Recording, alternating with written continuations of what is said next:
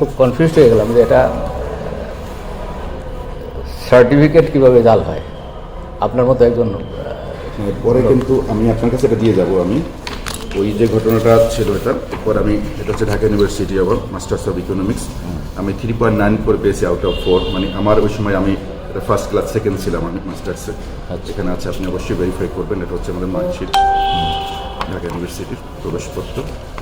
আর US থেকে আমার MBA করা আর BBA করা। আমি আপনাকে একটু আমার ব্যাগ আছে, আমাকে আপনি মাফ করেন। আপনি যা বলেন আমি তাই শুনবো, যা বলেন। না বাইরে করার বিষয় না, আপনার এই বাইরে করার বিষয় না। আপনি আমাকে একটু আপনি স্টাডি করেন আরো। আমার জীবনটা ভাই, আমি আপনার কাছে এমনিতেই আসতে চাইছিলাম এখানে সাপোর্টের জন্য। আমি আপনার সাপোর্ট চাই। এটা আপনি যা করার করেন, আপনি যা বলবেন আমি তাই করবো। আমাকে আপনি মাফ করেন, যা বলবেন আপনি আমি তাই করবেন। যা বলার বিষয় না। আমি আপনাকে অনেক সম্মান শ্রদ্ধা করি এবং আপনার সাপোর্ট চাই আমার এই পথে চলার জীবনে।